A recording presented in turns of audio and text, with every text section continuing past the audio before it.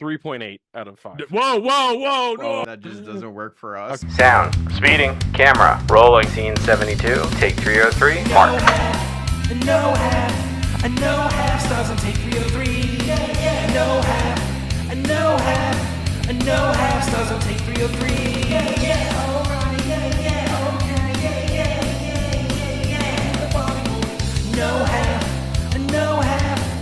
No half stars on take 303.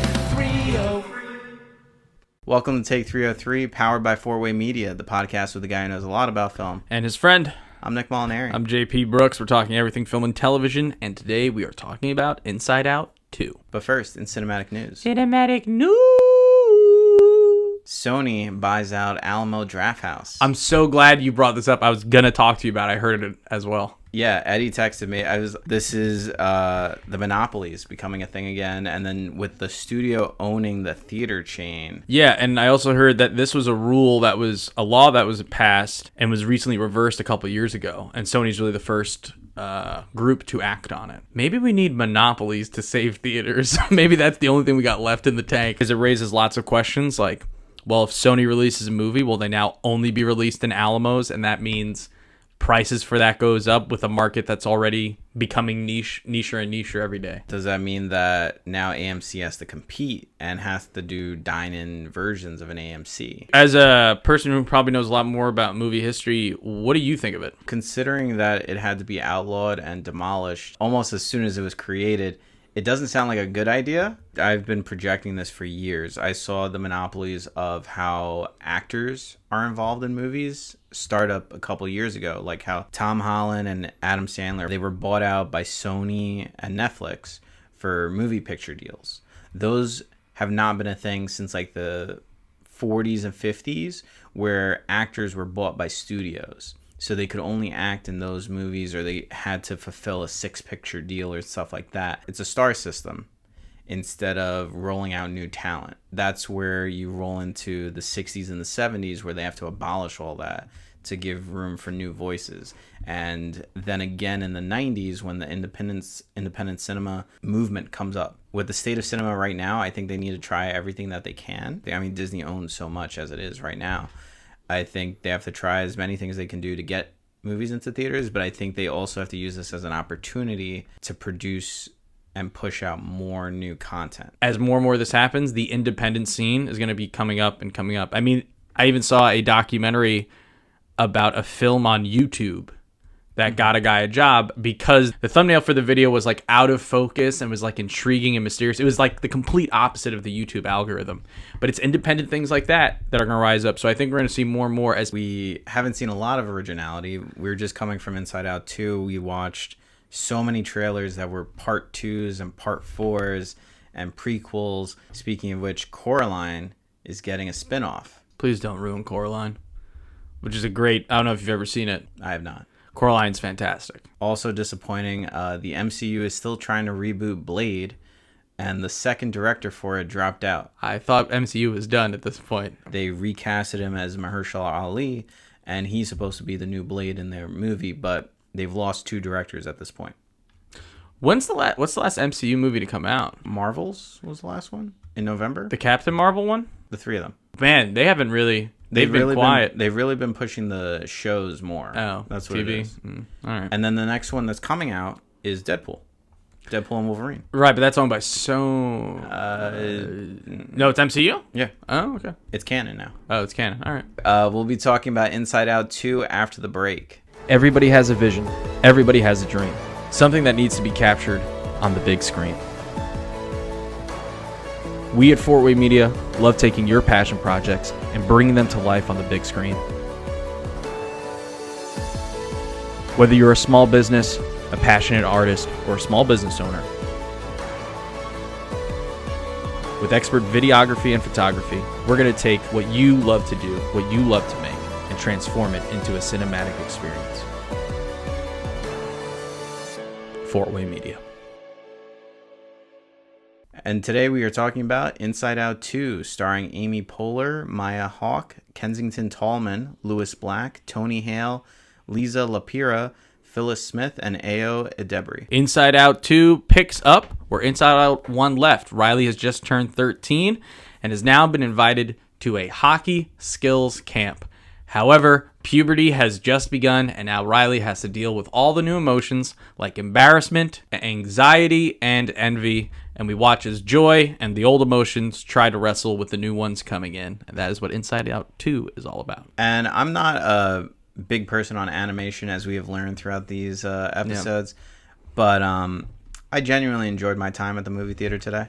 Brisk 96 minutes. Oh, so good. You gotta love those small run times. Yeah, it also reminds you of like what the old movie formula really was about, really cutting the fat, cutting the trim, getting the most out of you can with like smaller things inside the bigger things, and nobody yelling, nobody screaming. One glorious commentator in the back. The kid was goated of all time. He has a career. This kid has a future. He's gonna be a podcaster or a reactor at the minimum. Yeah, YouTube reactors. Yeah. So I've seen the first one. Have you? I had not seen the first one. I had heard lots of good things about Inside Out, but I was worried it was talked about way too much because Pixar of late, after Inside Out, had not made a lot of, it's been very hit or miss, more of the misses. Yeah, IndieWire put out an article literally this week. They were knocking Inside Out 2, and they were saying that Pixar didn't learn from the pandemic years and that they were still treading horrible waters. I don't see where they're coming from. I don't, because I think Inside Out, as a concept of a movie, is just very good. I didn't remember the first one too well. I knew like the broad strokes of it, and I watched the trailer just now in the car, and I forgot how like succinct the trailer was. It was just like one scene to encapsulate what this movie's about, and it's such a great idea. And you get it. You like, okay, this is what this movie's about. You understand everything you need to know. Because I think intros are really tough. Mm-hmm. They're the hardest thing. How do you get people interested? And having now watched Inside Out and Inside Out 2 within 2 days of each other, it's like, man, they've really they've done an excellent job with their craft. They did such a good job of imitating or evoking like real life and the emotions inside of a person. I just think it's a great concept, executed great, and really great overall. And I think Inside Out 2 is a worthy follow-up. As theater experiences go, this was also a nice change of pace because, as you said, no one's screaming, no one's talking during the movie, but also it was a packed theater. Yeah. And unless we're going like opening night to something big, we really haven't gotten those experiences in a while. We would have loved to see that at other movies like Fall Guy. Yeah. It was just nice to kind of experience that old movie theater kind of experience. There were no excess scenes, no excess dialogue. We didn't need any of that, because when it comes to animation, one of the things that I learned from that and foreign films, most of the time the dialogue is very trimmed down, similar to how Joey Chops works, and you really get to the point very quickly. Like that opening sequence in this film is about 2 minutes or less, and you understand they wrap up all the story in the first one, and then they start you out on this new one. Yeah, and they do the classic like anime voiceover thing, but it feels warranted. It doesn't feel unnecessary, because like we're in someone's mind, and it just feels like you're recapping everything. So I like the intro. It was very good, and early on you can even see Joy doing what Joy does again. Like, she learned how to deal with sadness, but she's still learning to deal with emotions, putting them at the back of the mind. And I don't want to say the writing is simplistic or it's predictable, because I definitely couldn't predict everything that was going to happen in this movie. You can see some things coming, but you really can't see everything. The movie is a lot more heavy-hearted than lighthearted than the first one. Yeah, this one, it basically picks up on the same style. They introduce a lot more characters, which I was worried about originally, because for something like Spider-Verse, for instance, when they introduce a whole different set of characters and they didn't really live up to the original set, it was kind of a disappointment. I know we were in the minority on that one. Spider-Man Noir, classic.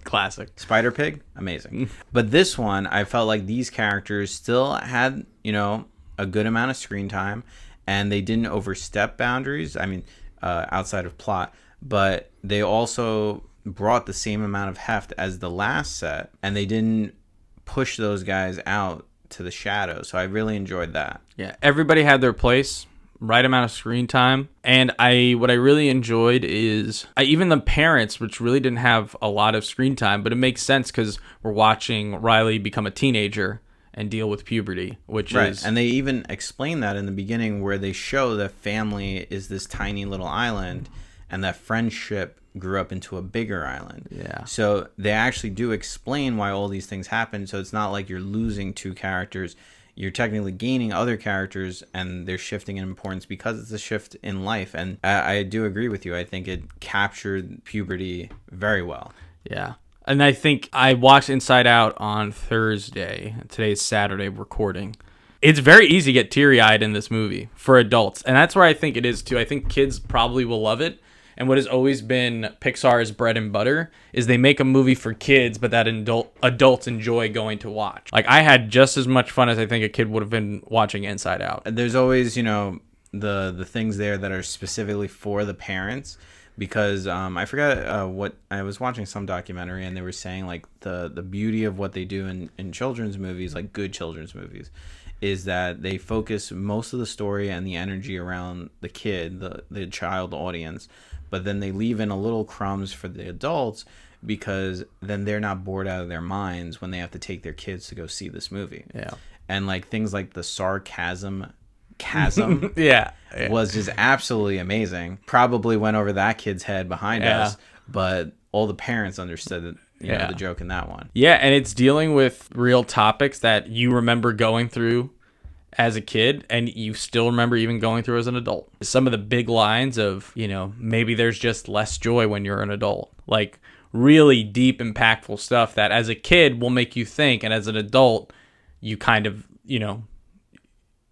makes you wonder, or at least makes you, like, you just relate, you get it. I even saw a nice family, looked like maybe college-aged or high school with their parents, which is like, oh, this came out in 2015. Like they're 18, 19. They were 10 when the first one came Yeah. out. I think some standout people in the film, obviously Joy is one of the standouts, but I think in terms of like acting ability, I would say Anxiety. Maya Hawke does a great job. And then people that stole the show, obviously Anger was a good one.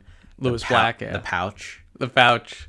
Pouch is hysterical, and how they abused that pouch was just wild. I did not expect it to go that. So things like that can surprise you. And then obviously the video game guy, I forget his name. Lance. How can you forget Lance?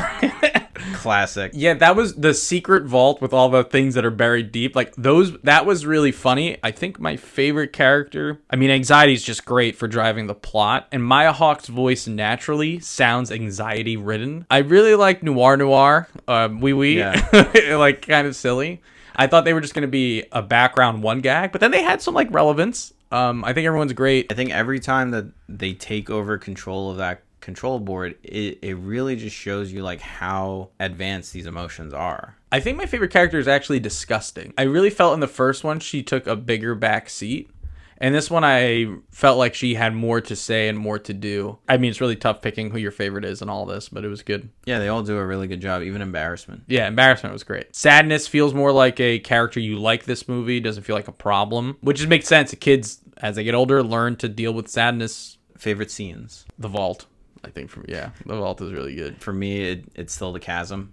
Yeah. That was like, it was just so on the nose. So many things were happening. And then just them shouting across and everything just coming out so sarcastic. But did anything upset you in this movie? No. Or disappoint? There's only one character I really didn't enjoy or felt like maybe could have been portrayed Envy, right? I felt like the portrayal of Envy, I didn't really enjoy it. It didn't feel envious enough. I didn't like how cutesy they were. Is that my problem, though? That's probably just me. I think they were done well. That was the small little, like, cyan, yeah. Yeah, because immediately, like, they're saying, like, oh, I like her hair, and I want to be like that, and there's a lot of one-off comments that she makes that spell envy. Yeah, I just wish it was more visceral. When I think envy, I think more hatred. I think nasty. It was very materialistic. Yeah. But I think that maybe could be because of the age. Like, yeah. It's just starting to show. Like, again, that would change all of her personality at that point. It's a very small nitpick. I just think the first one was just way funnier. Like, when I think of funny for Inside Out 2, I can really just point to specific scenes. But where it comes to Inside Out 1, I think it was straight through. Like, they really kept a good rhythm of that. And granted, they are dealing with bigger topics. Like you said, the hidden memories that were locked away. I just would like it to be a little bit more comical, because I feel like even when I listen to the audience, I feel like I didn't hear enough laughter from some of the families. Yeah. The nostalgia bits were good. I think consistently, like, it's pretty good, but the one that really made, like, the Lance becoming a ball and rolling around, like, hysterical. There wasn't enough laugh out loud, just a lot of good chuckles, a lot of smiling. I think it also is hard too, because it's the second movie, and a lot of the things that they used in the first one, you can't really use them again. Yeah, so I guess that comes with the changing of different circles, dealing with your friends more often. But that's what I'm saying. So the friends could have had their own thing going on in their head. They do it in the very beginning, but then they don't. I enjoy that too. I would have liked more of that, maybe Yeah. more play on, like, when you see Riley. Anytime, like, they have a fight, cut to the two friends' emotions. Maybe that eats a little bit more into your runtime, but I think you just need a couple 20, 30 seconds of it more. Yeah, and just on a logistical standpoint, the movie takes place over the course of 3 days. It didn't seem a little realistic to me. What do you mean? Like, the way that they made it, they made it feel in the movie, it felt like it was like a summer camp. Like, it was an all summer kind of thing. But in reality, it was just 3 days of their lives. Like, it felt like there was a lot going on in 3 days. Maybe if it was a week long, I'd buy it. That's what I'm saying. Yeah, I guess what you're saying. Not that I'm asking for a longer runtime. No, I'm just saying no. that's not what we're saying. Yeah. Hollywood, if you're listening. I don't know if you went on a lot of those trips as a kid. I did. I didn't. I never went to And camp. I can tell you, with trips like that, a lot can happen in 3 days. Motions are very high. I can get if maybe it's like a 3-day trip and, like, tensions are high and stuff like that. But what I'm saying is, like, they're scouting for a high school team. Oh shit. I forgot that the camera works on iPhones, and when you're on FaceTime, when you do certain hand motions, things happen on your screen. So I just went like this, and a big thumbs up just came up. Gotcha. It's like, that's not what Yeah. I think when you do 2, fireworks happen. There you go. Yeah. There you go. Okay. I forgot that translates to this. So for the viewing audience, you're welcome. So what I'm saying is that they're scouting for a new team for the high school, and it's like they're doing that in 3 days. Yeah. Like, I feel like, wouldn't that be like a week-long thing maybe? Depends. It's only high school. Hard to say. I don't know. And then I'm confused why people that are on the team already are there. That is a good question. That I don't know. It's more, but it's a skills Are camp. they like training? It's like training. Yeah, you go to skills camp for training and scouting. Okay. I don't know sports. I was never in sports when I was a kid, so I don't know how any of these things work. This is normal. A skills camp is really just practice outside of the season. It's a way for kids also to show off. It does a little bit of scouting, but it's really just for a chance for people to keep their skills through the summer. So you want to go for final thoughts and ratings? Yeah, we covered everything, right? Yeah. Yeah, I'm down for final thoughts and ratings. I'll go first this time. Sure. Inside Out 2 is fully aware of what it's doing. It's inside its own mind. It's fun. It's a nice breeze of a film. It's not overly complicated. It can surprise you. It can take you through the motions. Is it particularly one that I'm going to go watch again? Nah. But I can respect that the animation was absolutely beautiful. The story was really succinct. I think it was very true to that stage in a person's life. I think it's very relatable. It is casually funny. It could be a little bit more funny. So I'm going to say it's an imperfect movie, just slightly imperfect. I'm going to give it a 4 out of 5. I knew you were going to give this movie a 4 out of 5 because it's animation at the end of the day. Which I think the first one was a 5, though. Yeah, you think the first one was a 5? I think the first one was a 5. Because that's the thing. If I'm comparing it to the original, I think just because of that comedy aspect, I'm going to give the first one a 5, give this one a 4. What would you give Inside Out as a franchise? I would give it a 5. Yeah. Okay. I think the whole thing, Inside Out, as like a story and IP. I hate saying IP, but as a franchise, whatever you want to call it, I think it is a 5. So, but for Inside Out 2, I think it does everything right you want from a sequel, builds upon what was already there, and adds a bunch of new elements to it. In some sense, you can maybe predict it. In other sense, you can't, as you said. Probably not as funny as the first, but I still think it is incredibly enjoyable. This movie, I don't know what awards it will win, but the animation was gorgeous. We didn't spend a lot of time talking about it, but really, Pixar, this is what they're known for doing, and I think hopefully they can stay in this realm.